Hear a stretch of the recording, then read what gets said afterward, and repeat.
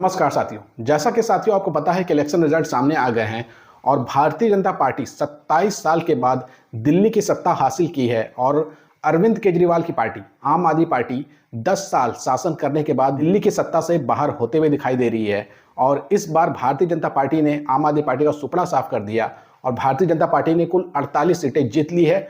वहीं आम आदमी पार्टी ने, जब मैं ये वीडियो बना रहा हूं, तो 22 सीटें जीत ली है। हालांकि अभी एक सीट का फैसला नहीं हुआ है। जैसे ही वो फैसला हो जाएगा तो हो सकता है भारतीय जनता पार्टी 49 सीट जीत जाए और आम आदमी पार्टी 21 सीट जीत जाए। लेकिन हम अपने इस वीडियो में बात करेंगे कि दिल्ली चुनाव के अंदर कितने मुस्लिम उम्मीदवारों ने चुनाव जीता है। उन तमाम मुस्लिम उम्मीदवारों के बारे में हम आपको बताएंगे जो 2025 में दिल्ली विधानसभा चुनाव हुआ है उसमें चुनाव जीत करके आए हैं और उनका नाम क्या है, वो कितने वोटों से जीते हैं, वो सब कुछ इस वीडियो में आपको पता चलेगा। तो आपसे गुजारिश है कि आप इस वीडियो को आखिर तक जरूर देखिएगा।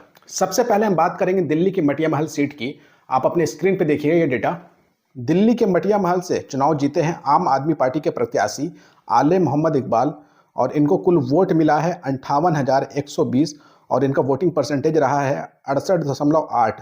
जबकि दूसरे नंबर पे जो यहाँ पर उम्मीदवार रहे हैं वो भारतीय जनता पार्टी के उम्मीदवार दीप्ति इंदौरा रही हैं, जिनको कुल वोट मिला है 15,396, यानी कि भारी मतों से जीत करके आए हैं आले मोहम्मद इकबाल। और तीसरे नंबर पर यहाँ पर कांग्रेस रही है।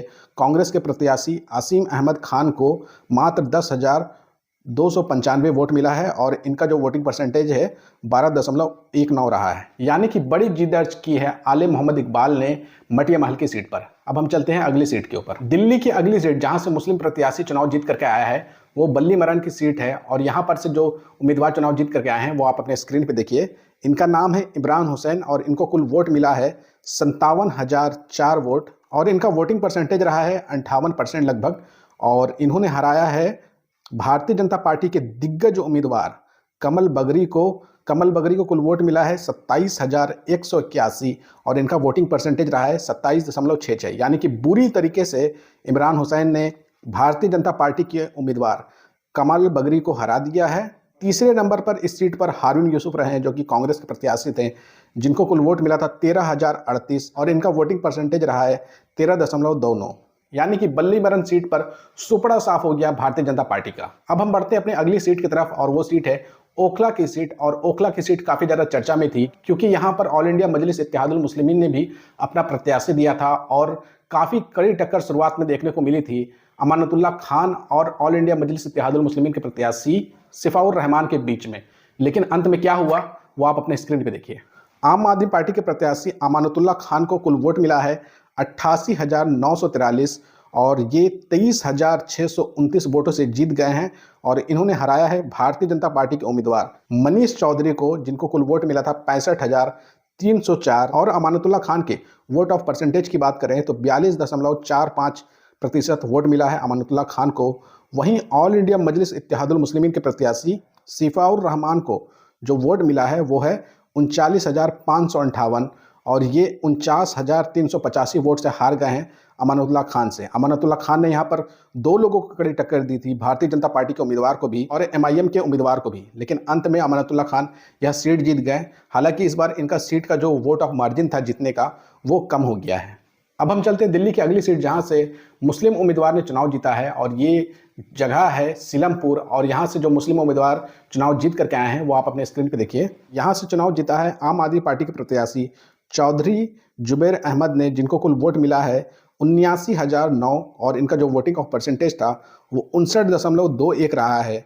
और इन्होंने भारतीय जनता पार्टी के एक दिग्गज उम्मीदवार को, एक बड़े उम्मीदवार को हरा दिया है जिनका नाम है अनिल कुमार शर्मा गौड़।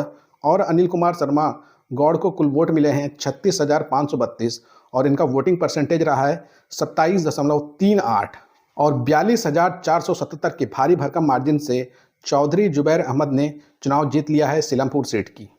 जबकि यहाँ पर कांग्रेस की तरफ से अब्दुल रहमान ने चुनाव लड़ा था और इनको कुल वोट मिला है 16,551 वोट और ये तीसरे नंबर पे इस सीट पे रहे हैं। वहीं दिल्ली की एक और सीट के बारे में हम बात करेंगे जो सीट मुस्लिम प्रत्याशी जीत सकता था, लेकिन यहाँ पर दो मुस्लिम दावेदार उतर गए और यहाँ पर बाजी मार ली गई भारतीय जनता पार्टी। ये सीट है मुस्तफ़ाबाद की और इस सीट पर क्या हुआ है आप अपने स्क्रीन पे देखिए। मुस्तफ़ाबाद की सीट पर जीत मिली है मोहन सिंह बिष्ट को और इनको कुल वोट मिला है 85,215 और इन्होंने आम आदमी पार्टी के प्रत्याशी आदिल अहमद खान को हरा दिया है 17,578 वोटों से। इस सीट पर ऑल इंडिया मजलिस इत्तेहादुल मुस्लिमीन ने भी अपना प्रत्याशी दिया था। मोहम्मद ताहिर हुसैन को अपना प्रत्याशी बनाया था, जिनको कुल वोट मिले हैं 33,474 और ये तीसरे नंबर पर रहे हैं और बड़ी जीत दर्ज की है मोहन सिंह बिष्ट ने। मुस्तफाबाद सीट के ऊपर दो दिग्गज मुस्लिम उम्मीदवारों के होने की वजह से दोनों प्रत्याशियों के बीच में मुसलमानों को वोट बढ़ गया और बाजी मार ली गई भारतीय जनता पार्टी। तो साथियों, आपको बता दें कि दिल्ली में इस बार 4 मुस्लिम प्रत्याशियों ने चुनाव जीता है। मुस्तफाबाद की भी एक सीट और हो सकती थी कि जहां से मुस्लिम उम्मीदवार चुनाव जीत करके आते हैं, लेकिन 2 मजबूत मुस्लिम उम्मीदवार उतर जाने की वजह से यहां पर मुसलमानों का वोट बट गया और भारतीय जनता पार्टी इस सीट को जीत ली। लेकिन आखिर में हम आपको बस इतना ही बोलेंगे कि दिल्ली में लगभग मुसलमानों की आबादी जो है वो 12% से लेकर के 15% के बीच में बताई जाती है। लेकिन अगर आप एमएलए के रूप में संख्या देखेंगे मुसलमान उम्मीदवारों की, तो वो केवल 4 इस बार जीत करके आए हैं। पिछले बार 5 था और इस बार केवल 4 है। तो इसी से समझिए कि क्या मुसलमानों को सच में उम्मीदवारी भी मिलती है दिल्ली के चुनाव में, क्योंकि अगर 15% मुसलमान हैं और 70 सीटों का पूरा विधानसभा है तो कम से कम 10 मुस्लिम तो जीत करके आने चाहिए दिल्ली में। लेकिन बहुत ही अफसोस की बात है, 70 विधानसभा वाला दिल्ली में चुनाव होता है और केवल 4 मुस्लिम प्रत्याशी जीत के आते हैं। इसी से आपको अंदाजा लगाना होगा कि धीरे धीरे मुस्लिम लीडरशिप खत्म की जा रही है और अब गिनती के मुस्लिम चेहरे चुनाव जीत करके आते हैं।